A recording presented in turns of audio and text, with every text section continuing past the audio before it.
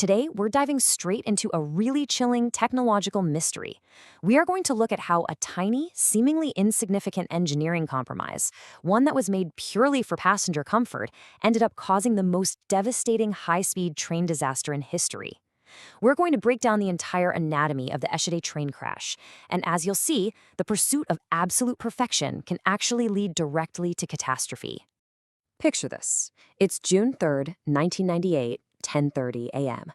Imagine a completely peaceful morning on Germany's Intercity Express 884, cruising smoothly on its way from Munich to Hamburg. Now, this train was the absolute pride of the German railway. We're talking about an aerodynamic marvel packed with modern computer systems and just unmatched luxury. Families are relaxing, drinking coffee, enjoying a flawless ride at 200 kilometers per hour. But what makes this entire scene so haunting is the stark contrast of what's coming. Because in exactly 12 minutes, that serene luxury is going to be shattered by unimaginable terror.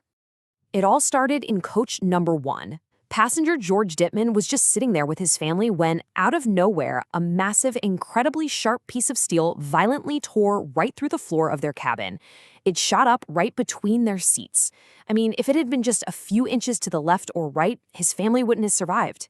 That sharp steel was actually a huge shard of the train's very own wheel.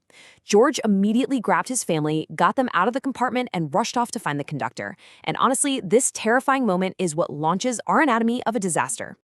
So this brings us to a really massive question. How on earth does a multi-billion-dollar system fail this violently? We are talking about an Intercity Express train that was renowned all over the globe for its aerodynamic perfection and flawless state-of-the-art computer systems. How could it possibly harbor such a fatal weakness? Well, to understand this, we actually have to go back in time and look at a seemingly minor annoyance that engineers were just completely desperate to fix. Believe it or not, the root of this entire massive disaster starts with clinking cups. Yeah, seriously. When these high-speed trains first launched, they used traditional solid steel wheels. And hey, these wheels were incredibly strong and super safe. But at bullet train speeds of around 250 kilometers per hour, minor uneven wear on the steel caused a slight vibration. It wasn't dangerous at all, but in the luxury dining cars, it made the glasses, spoons, and forks clatter and clink. This tiny vibration disrupted the premium luxury experience, which drove executives crazy, prompting them to desperately seek out a quieter, smoother solution. And here is where we see the fatal trade-off. It really came down to two designs. First, you have the original monoblock wheels, just one solid cast piece of steel, highly reliable, but they cause that annoying vibration. To fix the whole clinking cup issue, engineers swapped them out for what's called resilient wheels. These were multi-part wheels. They had a metal core, a metal outer tire, and a thick rubber ring sandwiched right in between to absorb the vibrations. And they were perfectly silent. A real game changer, right? Well, the catch was this specific multi-part design was actually borrowed from city trams that traveled at just 30 kilometers per hour. It was completely untested at high speeds of 250 kilometers per hour. Let's break down the silent mechanics of how this failure happened because it's kind of terrifying when you build it up step by step. First, remember these high-speed wheels rotated about 500,000 times every single day. Second, with every single rotation at that incredible speed, that outer steel tire was constantly compressing and expanding. Third, all that immense repetitive stress caused microscopic, invisible fatigue cracks to form on the inside of the metal. And fourth, and honestly, this is the most tragic part, that rubber ring did its job entirely too well. It absorbed all the vibrations, which means it completely masked the very vibrations that would have warned the engineers that the wheel was cracking and about to fail. What happens next is a classic Swiss cheese model of disaster, just an agonizing timeline of red flags and missed opportunities. Back in 1992, the Fraunhofer Research Institute warned that resilient wheels could be dangerous at high speeds. Ignored. In 1997, a Hanover tram company reported finding severe cracks in this exact type of wheel design and warned the National Railway. Ignored again. In early 1998, maintenance logs actually showed 8 separate flat spot defect reports on the exact wheel that would eventually fail.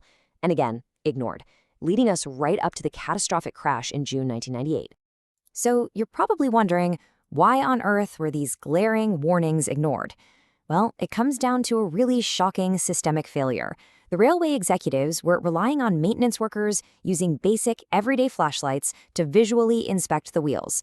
The crazy part is they actually had advanced, automated ultrasonic crack detecting machines sitting right there, but they intentionally decided not to use them. Why?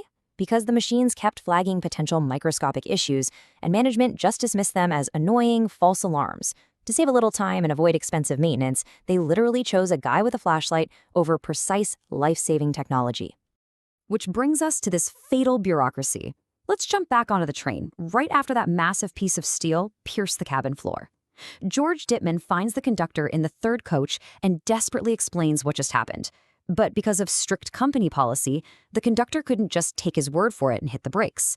No, policy dictated they had to physically walk back and visually inspect the damage themselves before pulling the emergency brake. So while the conductor and George are making their way back through these shaking train cabins to inspect the damage, the clock is literally ticking. The train is still racing blindly forward at 200 kilometers per hour. For 3 entire kilometers, that shattered outer steel rim of the wheel is detached. It's hanging below the train, and it's violently dragging along the tracks. The tension here is just unimaginable as they're speeding closer and closer to a track junction. And then we hit the exact mechanical moment. Everything goes wrong. As the train passes over a set of points, a track junction, that dragging broken wheel catches the track's guiding lever. In a split second, the track switch changes direction right in the middle of the speeding train. Coaches 1 and 2, where George's family was sitting, continue going straight. But the wheels of Coach 3 catch the newly switched track and are violently diverted onto an adjoining line. The train is quite literally being torn in 2 completely different directions at high speed. Coach 3 is violently ripped sideways, and the sheer kinetic force of a high-speed train derailing like this is almost hard to fathom. Coach 3 slams sideways directly into a massive 300-ton concrete pillar that was supporting a road bridge over the tracks. The impact completely obliterates the pillar. With its vital support gone, the entire 300-ton concrete overpass collapses directly onto the tracks below, right into the path of the oncoming rear train cars. To put the destruction into perspective, it's just horrifying. Coaches 5 and 6 didn't just crash, they were completely crushed by the collapsing bridge. The immense weight of the concrete and the terrifying momentum of the crash compressed these massive, luxurious train cars down to a height of just 6 inches. Yes, literally 6 inches. And the subsequent coaches, 7 through 10, just piled into the wreckage at full speed, folding into each other like an accordion. The aftermath of this was an absolute rescue nightmare. Now, the local town of Esche responded instantly.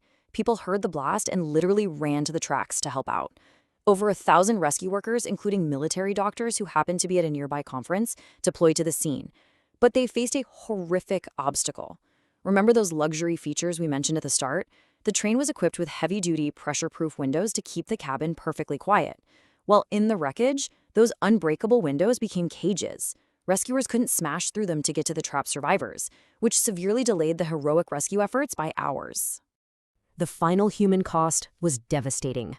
101 lives were lost that day, and 88 people were severely injured. In a single instant, the pristine illusion of the flawless, perfectly engineered German high-speed rail network was completely shattered. And this tragedy sent shockwaves, not just through Germany, but across Japan, France, Italy, and the entire global high-speed rail industry. It fundamentally changed how engineers viewed train safety forever.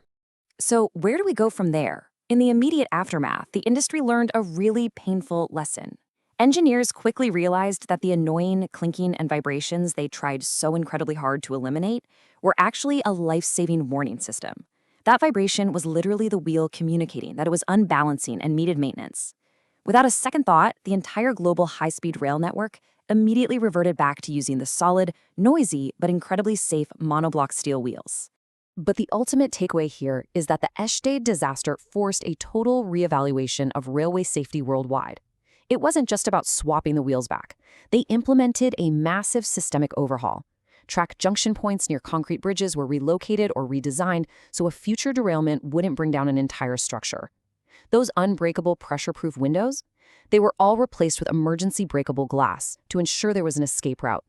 And today, the Eschede case is mandatory learning in railway engineering centers around the world, proving once and for all that survivability and structural resilience absolutely must be prioritized over aesthetics. Which brings us to a pretty profound final thought. You see, the Asheda train crash wasn't caused by a freak act of nature. It was a disaster entirely born of human compromise. It really challenges us to look closely at the hidden systems we rely on every single day. Are we willing to silence vital safety warnings just for the sake of our own comfort? It's a heavy question about engineering ethics and the invisible compromises hidden right inside the technology we use all the time.